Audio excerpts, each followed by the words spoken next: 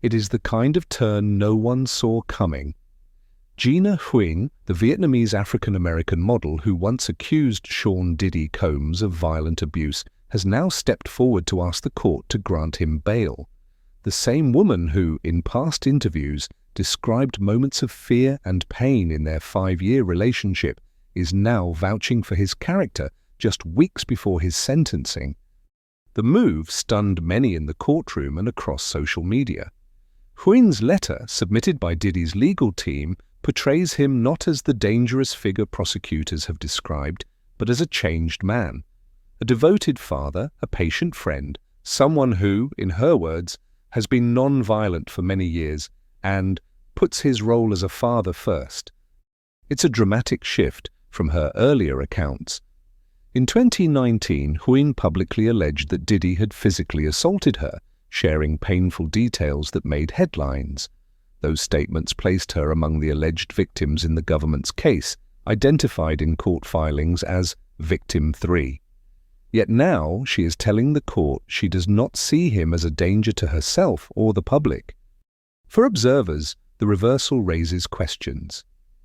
Is this a genuine change of heart born from reconciliation or forgiveness? Or could there be deeper, more complex motives at play? Whatever the answer, this twist adds a new layer to one of the year's most closely watched celebrity legal battles.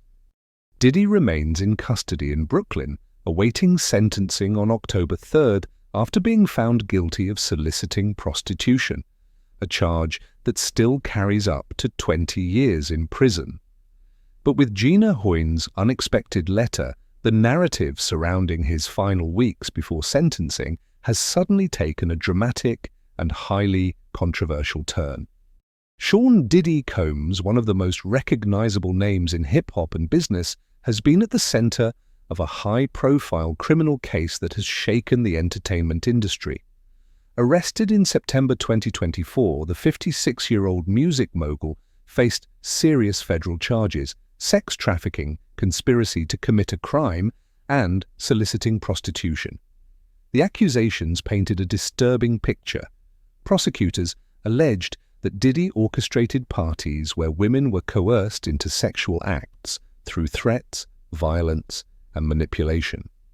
The trial began on May 12, 2025 in Brooklyn, New York, and spanned 7 tense weeks. Former employees, associates, and alleged victims took the stand. Among them were 3 women identified only as Victims 1, 2, and 3 in court documents. Victim 1, singer Cassie Ventura, testified that she endured repeated assaults and was pressured into sexual encounters with male prostitutes.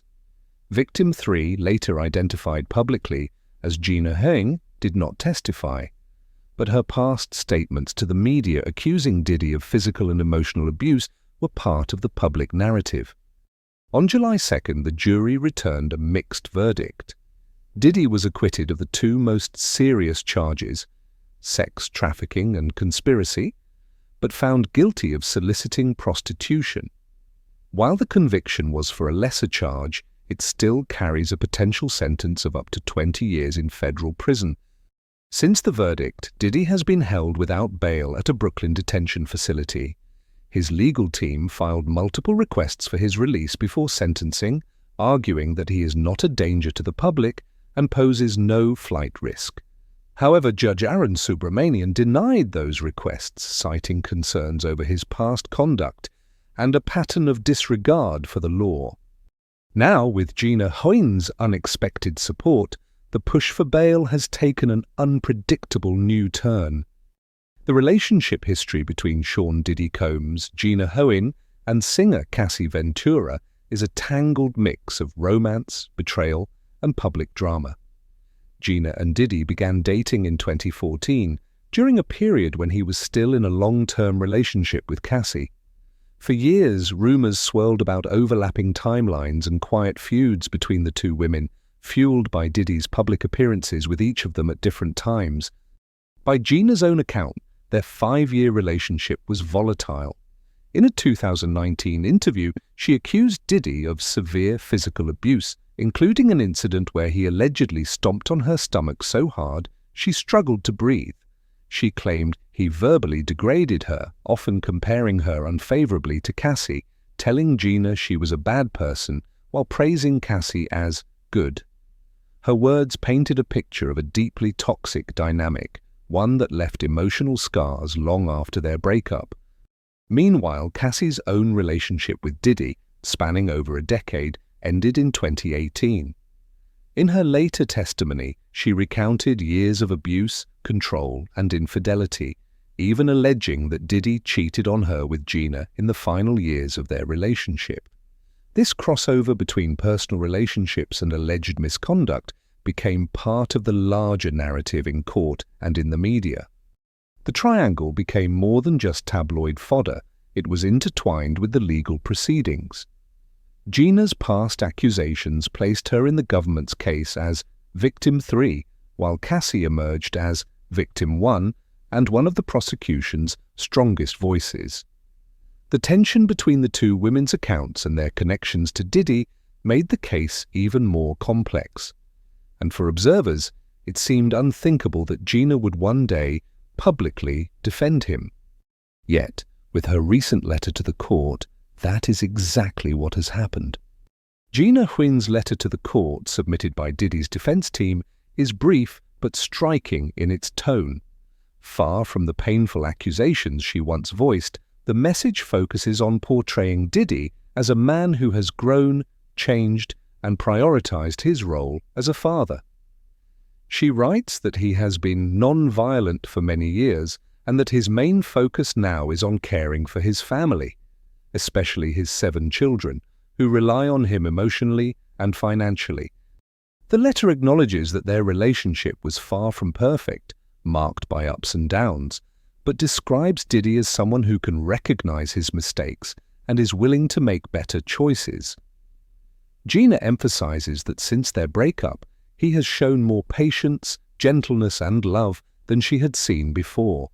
"I do not consider Mr. Combs a danger to me or to the community," she states plainly, a line that stands in stark contrast to her earlier interviews.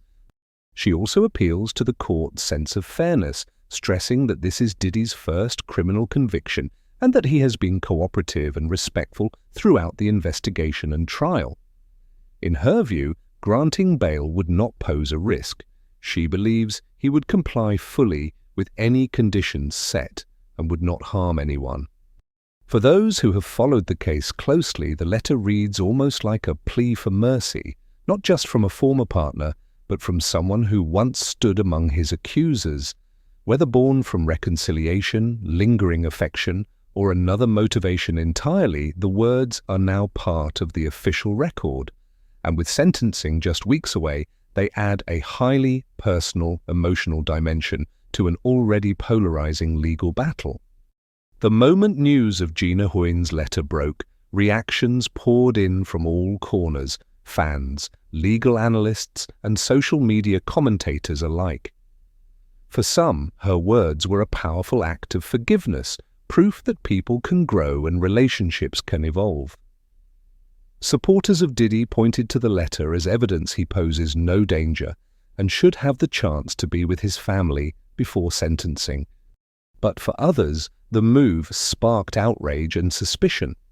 How could someone who once described such harrowing abuse now publicly defend the same man?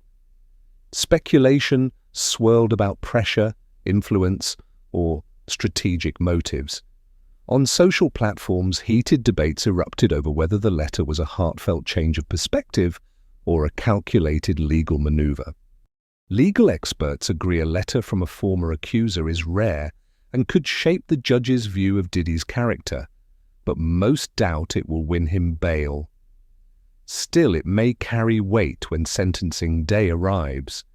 As the countdown to October 3rd continues, Gina Huynn's words have turned an already headline-grabbing case into an even more unpredictable story. Do you see this as genuine forgiveness or something more calculated? Share your thoughts in the comments, and if you want to follow this case and others like it, remember to like, subscribe, and turn on notifications so you won't miss the next update.